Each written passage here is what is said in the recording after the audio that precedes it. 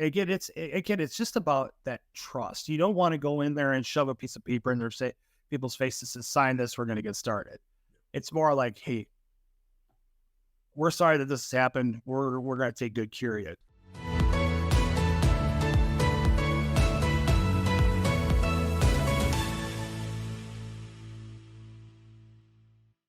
Welcome to another episode of DM Shop Talk, or Digital Marketing Shop Talk.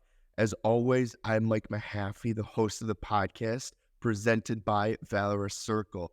And today, I have the privilege to have a special guest with me, who is Mike Nitz, one of the leaders in the West Michigan area when it comes to the restoration industry. And he works for ServPro South in Northwest Grand Rapids. I'm really excited to have him on here to share a little bit about himself, how he's gotten in the industry, and maybe share some fun stories that we can all learn from and really have some good takeaways from. So, Mike, it's a pleasure to have you with me. Well, thanks, Mike, for having me. It's always a privilege to sit down and talk with you guys. Awesome. So maybe let's just start with getting to know you for the people that aren't familiar with you and your work. Maybe just kind of share your background and what brought you all the way to be working with ServPro South Northwest Grand Rapids. Yeah, certainly. It's kind of give you my resume and a Reader's Digest version, if that's possible. So about 25 years ago, I started in the insurance business. Started in the personal lines office. Worked my way through a couple local independent agencies here in Grand Rapids. Did a lot of property casualty, small business, did some risk management and whatnot, and really enjoyed that.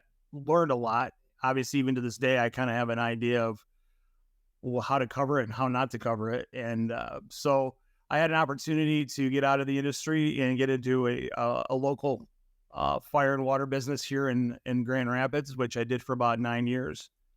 Stepped out of the industry for a little bit. COVID brought me back in, which has been a blessing. But I've been with ServPro now for about 3.5 years. And again, my insurance background, risk management, fire water background kind of stems that, over a period of about 23 years. So I've seen a little bit of everything when it comes to the good, the bad, and the ugly. So I'll say you definitely had I don't want to say unique, but it kind of worked out in your favor just because I know the restoration industry does a lot of work hands-on with the insurance industry. So being able to get your feet wet in that industry and then being able to work and get experience with a smaller agency or work and then be able to continue to build your way up to ServPro.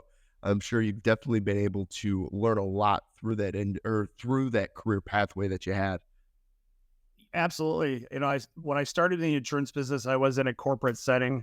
We're talking, coverage, we were covering everybody within the 48 states. And then kind of learning how they do things, how they write things, and what the expectations are when they work with their client. And then going into a local independent agency here in West Michigan, which is a totally different culture. It's not so contractual. It is contractual, but it's more of a gentleman's agreement kind of a feel. It's just how the way things roll here in West Michigan. It's all about relationships. And I found that very quickly that helped me build a book of business and whatnot. Some of those people I still have in contact today and help them when the unexpected happens. But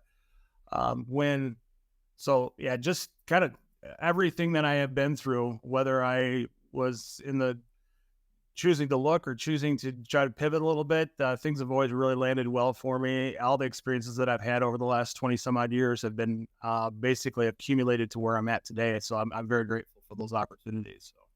No, most definitely. And something that's intriguing to me is that experience with a smaller business that you had with your first tenure with a restoration company to now working for a nationwide business with ServPro.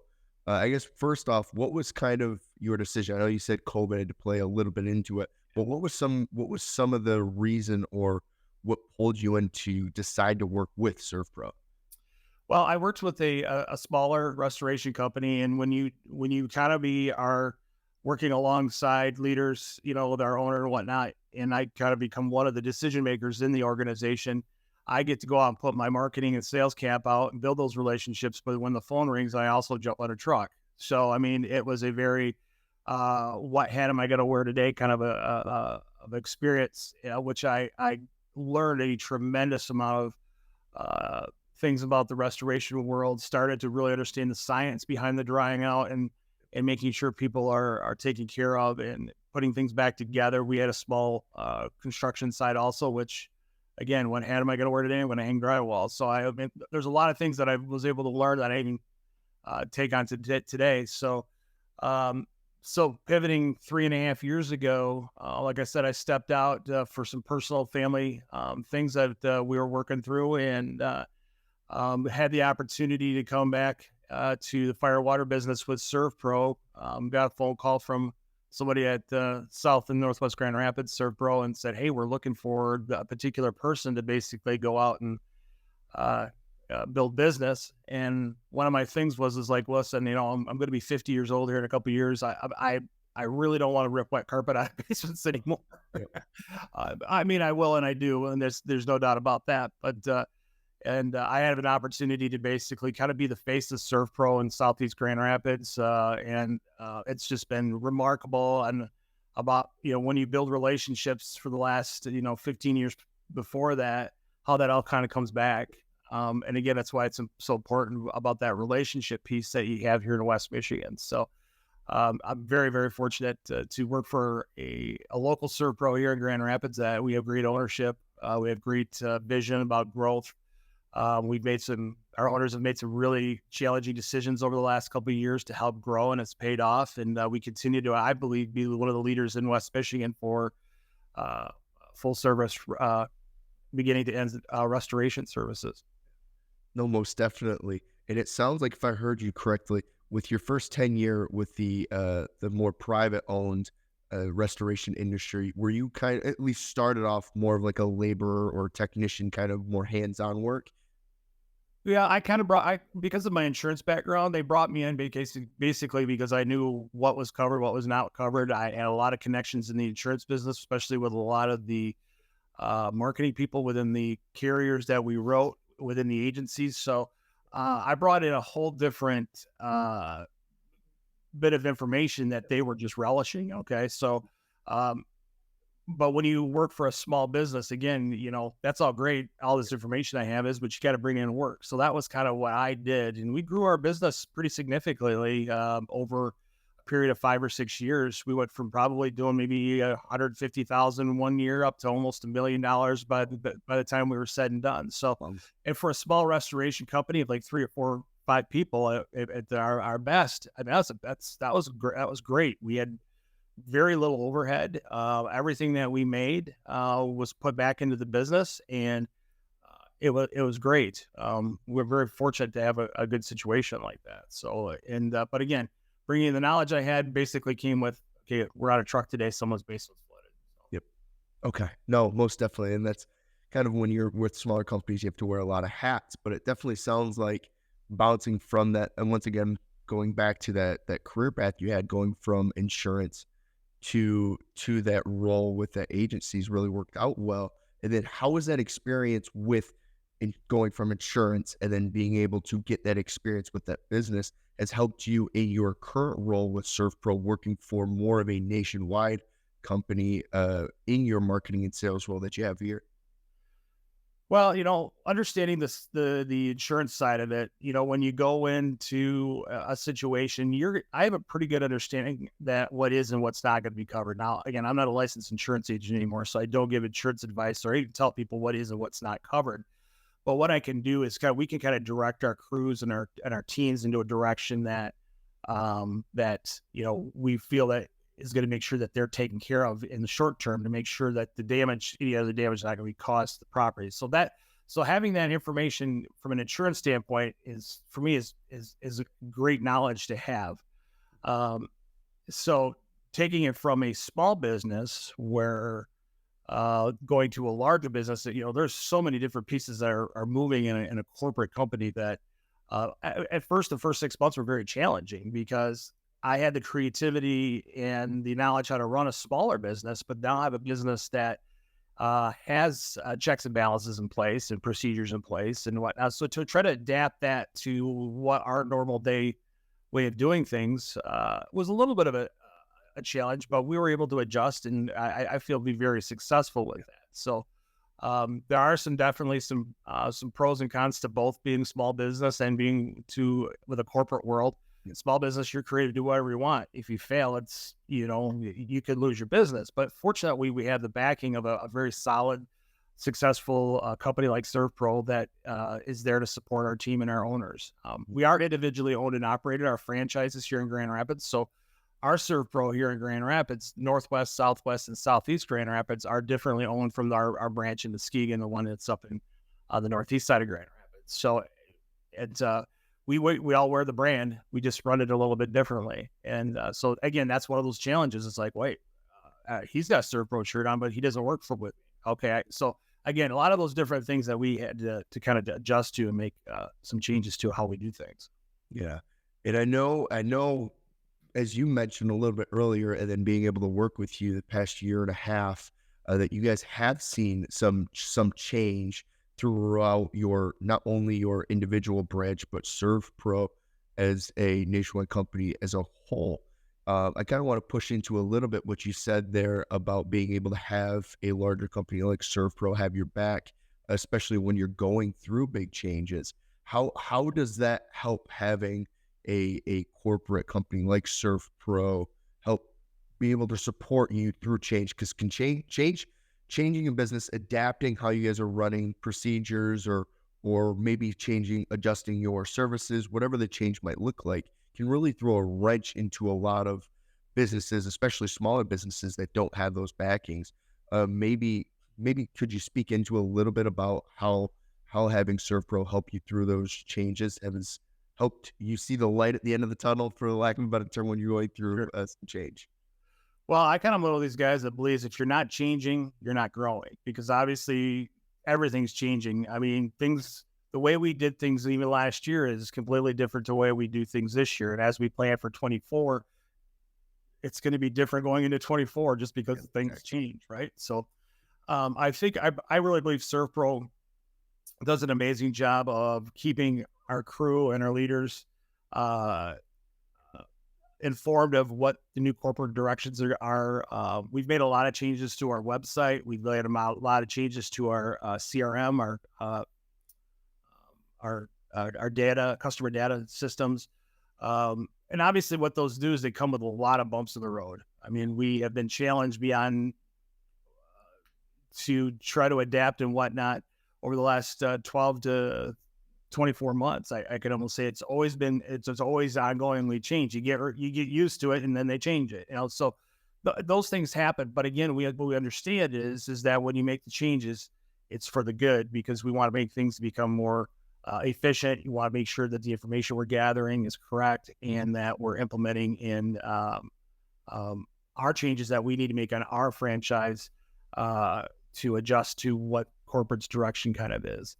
Fortunately, we still have the freedom to do a lot of things locally here, especially with social media, with some of our presence on the web.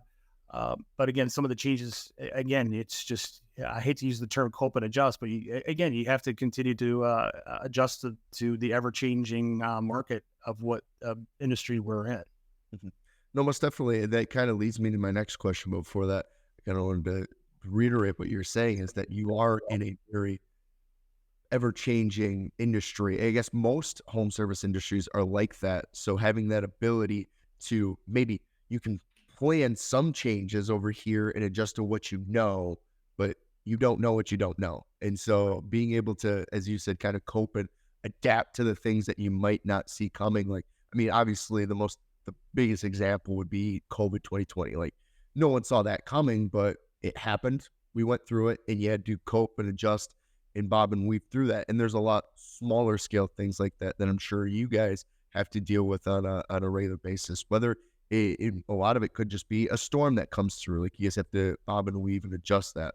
But Sure. That kind of leads me into my next question, which is obviously knowing the industry that you're in, the restoration industry, it is very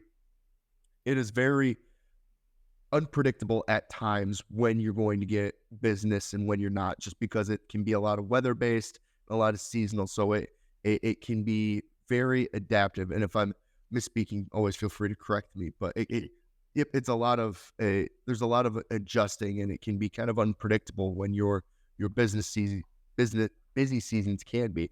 And that's very similar to a lot of other home service industries, like plumbers or roofers. It's very season depending, what's going on, what the weather's like, and whatnot. So I guess my question with you being in your marketing and sales role at ServPro, how do you adapt and adjust to those kind of changes, being able to plan for weather, knowing that like those are the times where you're going to get the most business and be able to help people out? Because obviously I know you guys aren't rooting for storms to hurt people's homes, but you're in the industry. You're in the industry to help people when damage Yep. does happen. And so how does that how can you market and sell what you guys do, your services, when it's so dependent on outside factors? Well, I would say, weather is a big factor of what we do. I'm kind of one of these meteorology geeks. I follow a couple different guys on YouTube about what they think the weather is going to be over the next 36 months. I don't know. I'm just that kind of guy. But no, realistically though, weather does change the way we do things from time to time. Obviously, we have to prepare when you're expecting, severe weather coming through West Michigan. You got to have to make look at your schedule and make some adjustments with your crew and make sure that all your crews are on available. Um, but ultimately, when you're working with clients, the people that you get your leads from, the people that depend on you to show up to their clients' home and whatnot, for me is honestly setting up realistic expectations, not giving away the farm or giving away anything. If I say if I can be there in 48 hours and I'm there in 24, I've met and exceeded my expectation, right? So it's just setting up realistic expectations with your client. Another is just communicating through the process. I am not one to say that everything I do or we do goes perfectly, because it does not. I mean, we have seen jobs that are just an absolute train wreck, but not running away from that is never going to get you anywhere. In fact, I think that's even worse if you do that. But heading it straight on, saying, "Hey, listen, we made a mistake here. We're going to try to make it right here with you." We see that a lot of times. We don't like to do that, but we do. We're not going to run away from that type of stuff. And just making sure that when we are doing work, we're doing it right. When we get big storms, we had a big tornado outbreak here in West Michigan this summer. And what happens is a lot of guys get their pickup truck and a couple buddies and say, "Hey, I have a chainsaw and some fans, and let's get your house cleaned up." Well, you're only going to get what they can offer. Serpro is we are certified for all the different types of things that can happen, from water, fire, smoke, reconstruction. There is a science to the drying out. So making sure that when you're going in there, you're explaining to your client why we're doing it this way, what the end result's going to be, and what to expect afterwards. And there's a little bit of a checklist that we have to give them and making sure that everything goes right. But ultimately, it's part of that communication piece and the expectations. And if as long as it's laid out, you're gonna be successful every time, it seems. So, and that's what I think makes us successful and makes us good at what we do here in Grand Rapids. No, most definitely. And that all sounds good, with just being able to adjust with what the weather is and whatnot. I guess there is some predictability when it does come to weather. Obviously, when we're in West Michigan, we know we're in December right now. There's already a little snow on the ground. Things are starting to freeze. And so obviously that there's things that you guys do in your industry to help either prepare homes or be ready for some disasters that might happen because of the cold weather. Is there anything that you guys do that you've seen success in when it comes to kind of promoting or just kind of expressing your services to help homeowners prepare their homes for the winter or be ready when they might have a a pipe break in the winter or something, something happens where the ice hurt something in the winter or something. You know what I mean? Where it's like promoting Yep. your services for those seasons. Absolutely. I know exactly. So yeah, one of the things that I really enjoy doing is, I don't sell nuts and bolts. I don't sell t-shirts. I don't sell anything really tangible. All I do is I sell a promise that when something goes wrong, we're going to take care of you. And it's kind of one of the things I kind of laugh about when I do meet new clients, or even the clients that I've have existing relationships with. I always tell them, I hope you never need to call me, because if you do, you're having a pretty crappy day. So, but one of the things I love to do and promote is preparation. We do work with a lot of companies here in Grand Rapids area with an emergency ready profile that we do, that we kind of walk through their building. We show them where their domestic water shutoffs are, if there's a sprinkler room, understanding where the rise rooms are, how to shut them off, where their contacts are, gas shutoffs, electrical panels, making sure that if something happens, the person in charge of the building can shut that thing down and mitigate any type of loss, and making sure that the losses, instead of it being, 100,000 gallons of water, it's only 25,000, gallons of water, which still seems like a lot of water. But in the big scheme of things, it could mean that I'm not ripping all your drywall out either, because we were able to mitigate some things. So I love the preparation part. I love the education part. I love working with real estate people. I love working with property managers, maintenance facility people, and just talking about what we do. If I go into a business, 10 businesses, and I get one person that says, I want to hear what you have to say, that's, to me, that's a win. Okay. So, and that person is going to get the best of Mike Nitz and best of Servpro Southeast Grand Rapids, because you all of a sudden became one of my priorities. So that's the one thing I really enjoy about what we do. And even right now, September, October, November typically are our slower times of the month, because we're not brutally cold yet, and storms are kind of a little bit. So right now it's the time for, I'm out there calling on people, following up with my clients, and just making sure that they're extremely prepared for what's ahead. Yeah. What I keep really hearing in a lot of your answers is what you personally focus on and what Servpro of South and Northwest Grand Rapids focus on, and that's the customer satisfaction, doing what's best for the customer. Obviously, I think no matter what business you're in, what industry you're in, that really should be your heart and soul and mission behind the not only the company, but each individual person buying into the culture. And so I find that very valuable, that's what you guys are focusing on. And so I guess my question is, as I kind of let you know that I wanted to hear some stories that you guys have, do you have any stories of recent history where something happened to a homeowner and their home, and you guys went out, provided a great service, and they were just beyond excited about what you guys did? Well, first and foremost, I cannot do what I do without the most exceptional crew out there. Okay. Because these are men and women that basically get a phone call, they have to go. Yep. And water fire don't stop on Christmas morning. Water fire doesn't stop during a kid's baseball game. It happens anywhere. If you've had a fire or a water event in your home or your business, you understand that when that happens, you need to have somebody there as soon as possible. So we cannot do with what we do without the exceptional crew that we have. I'll tell you what, like I said, I've been in the business a long time. We've got some committed people, which I'm extremely grateful for, that have some tenure with our company too. So, but as it pertains to some of the successes, we get a lot of times where our crew is busting their hind ends, and all of a sudden a Jimmy John's guy or a pizza guy shows up, and the client's like, you guys are working really hard, we're going to take care of your lunch today. Or, if it's, the best thing I can get from a marketing standpoint is a 5-star Google review. I can buy you a sandwich anytime. Give me the 5-star Google review. So we do a really good job of trying to collect that data too for our future clients. But I've got I've seen the bad and I've seen the good. I guess the worst thing I've ever really kind of encountered is we had a government building here in Grand Rapids that the city was doing some repairs to the sewer lines, and they were running a sleeve through the lines just to kind of protect them from any other damage or cracking. Well, the sewer line from this government building didn't have an exit hole attached to the main sewer line, and everything that went out came back in.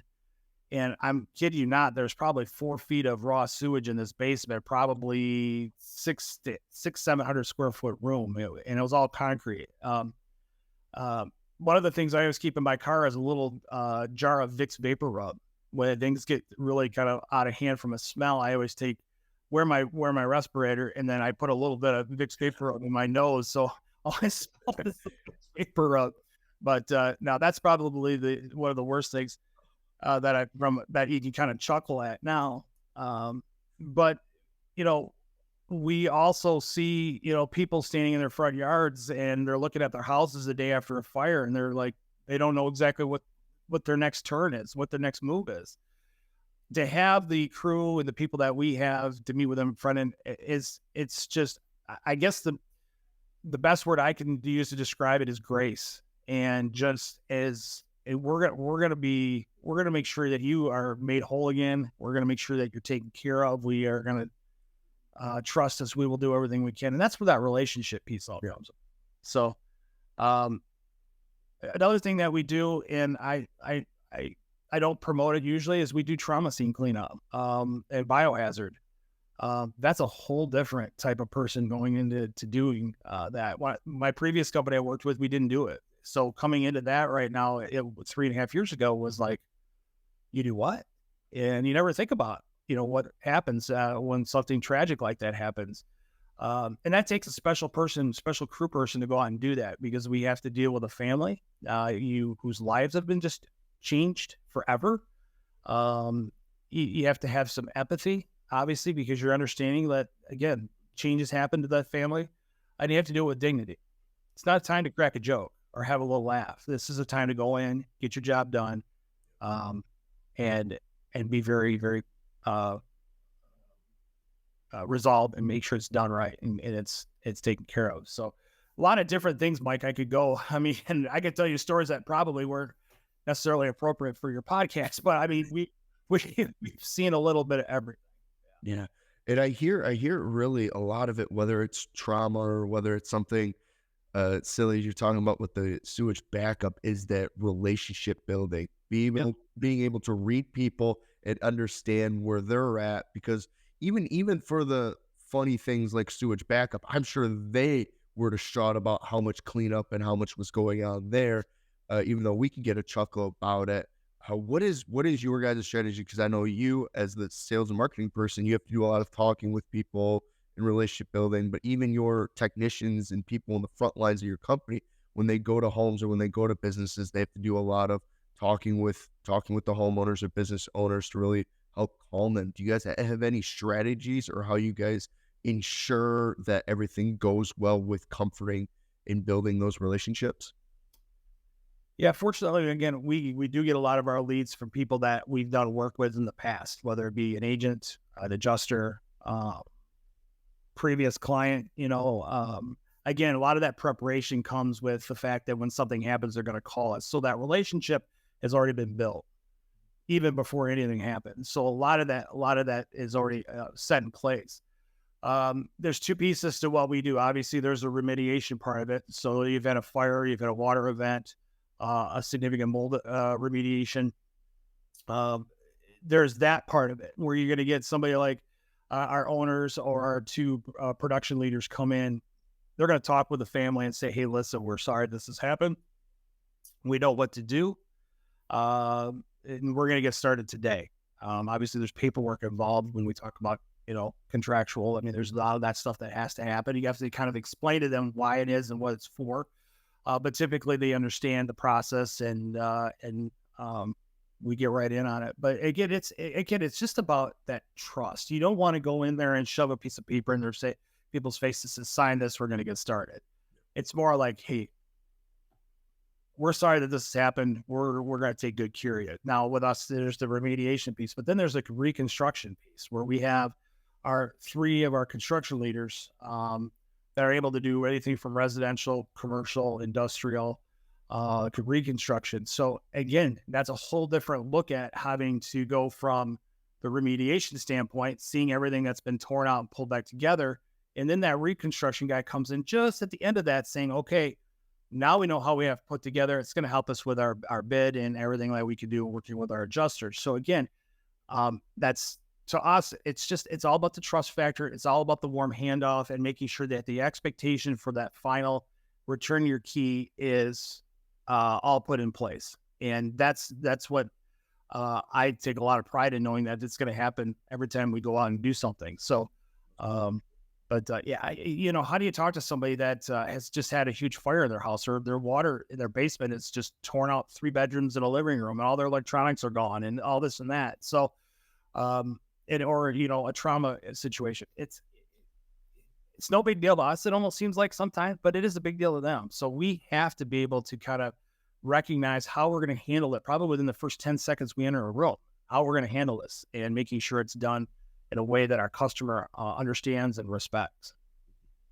No, as I said, most service industries, you have to have that heart for the customer and providing the best, but especially for you and what you guys do, just because it is a lot of it is traumatic for those homeowners, business owners. So definitely kudos to you guys, because you guys definitely have to have a good heart with what you're doing. Thank you. We do. I think we do a great job at that type of stuff. So, no, that's awesome. But part of the reason I'm happy to have you join me in December is that we can kind of take the time to reflect on the things, the trends that have happened in 2023, and maybe put on or bring out our projection globe and look into 2024. Is there anything that you are kind of reflecting on with the industry and trends in your industry that have happened in 2023 to kind of project what might be happening in 2024, whether that's new technology that's coming in, whether that's new techniques, whether there's economic trends that you've been seeing that you guys are kind of expecting? I'm assuming you guys are going through, actually, I do know you guys are going through your kind of annual review, kind of projecting what you guys are looking into when it comes to 2024. Is there anything that you guys can speak to with things that you might be projecting coming in the new year? Well, again, I'm fortunate to have 2 colleagues, John and Michelle, that I work with day in and day out, that we are always bouncing things off of what's happening here, what's happening there, and we make changes as we kind of go. From a budgetary standpoint, our budgets is basically buckets and ladles. If you bucket for this and a bucket for that, and you need more here, and you can ladle out of it. So it's a juggling game, no matter from a financial standpoint, as it pertains to marketing. The bigger things that we're seeing in our industry, not necessarily are the changes that what we do, but how we react to how the insurance industry is going. There's tremendous amount of changes in the insurance industry right now. I mean, all the agencies that I have very close relationships are with Mike. They're like, Mike, I've been doing this for X amount of years, and I've never seen it like this right now. With the amount of significant storms we've had, hail damage, which is the south of Grand Rapids this year. A lot of these insurance companies, they kind of plan for like 3 catastrophic events per year, and now they've had like 7 or 8. So their loss ratios are tremendous, which means the underwriting companies that are underwriting all these homeowners policies for folks are really starting to do their due diligence, like saying, okay, well, if your roof has a little moss on it and cracked now, we want to have it inspected, and we want to have it repaired, or we're going to non-renew you. So there's a lot of different things. Now, again, if you have water damage that's pre-existing, and what might have been covered at one time may not be covered now. So again, the underwriting, how the adjusters look at things are very conservative right now. So we want to make sure that we have all of our information correct, that everything that we're doing is exactly what the insurance industry is going to allow us to do. We're not going to deviate from that at all. We use the same software systems. We use the same information gathering systems that the adjusters do. So we align perfectly with all the adjusters out there. But in the same token, the underwriting companies that the adjusters represent now are in a factor of like, we need to buckle up here a little bit. We had a real brutal 2023. We need to try to recoup. So there is some adjusting you need to do to make not be funny, but you have to make some adjustments in order to make sure that everything's done right. Because if you don't do it right, they're going to catch you on a technicality, and that could be detrimental to your client. So, plus a lot of our small agencies. There's not a lot of small mom and pop agencies out there anymore. A lot of these agencies are being gobbled up by larger companies. And in Southeast Grand Rapids, I probably have maybe 5 or 6 that are still independently owned and operated right here in Grand Rapids by a small family or a group of investors.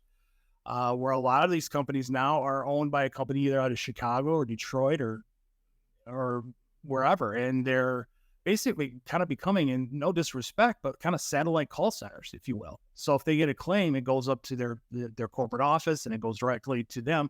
So from a personal relationship and to a referral standpoint, you have to have a really good relationship in order to break in through a corporate structure, like a lot of these agencies are doing now. So, so that's definitely been a challenge. So again, we pivot and we look at, okay, how do we look at it and do it differently in 24? So, commercial accounts have been a big priority for me over the last 2.5, about a year, in the last year and a half or so. And it's been successful. We've built, but again, you give a commercial account, they only got to call when something happens. It's not like an agency that's got to call you like, hey, once a week or once every other week or so and say, hey, I got a client. So again, it's a little bit of a challenge on how we bring in work directly to our Serpro location here in Grand Rapids.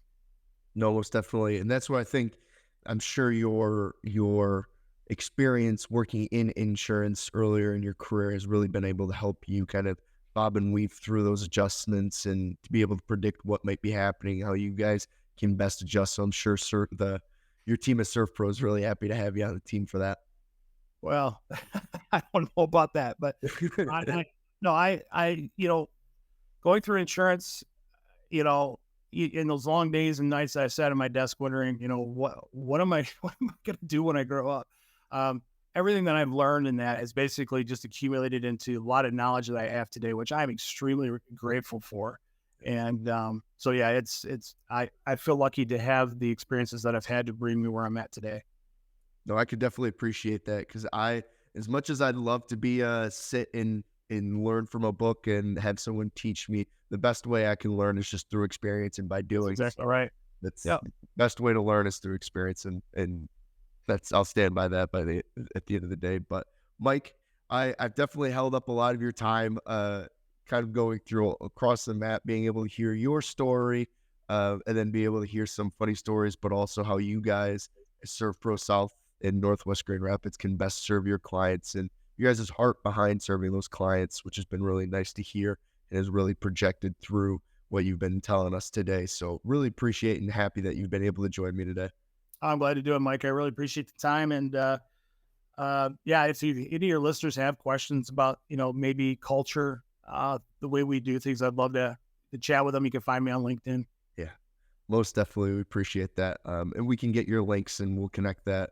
And so people can contact you through that. So we appreciate that. But well, thank you again, Mike, for joining us. And thank you for listening to another episode of Digital Marketing Shop Talk.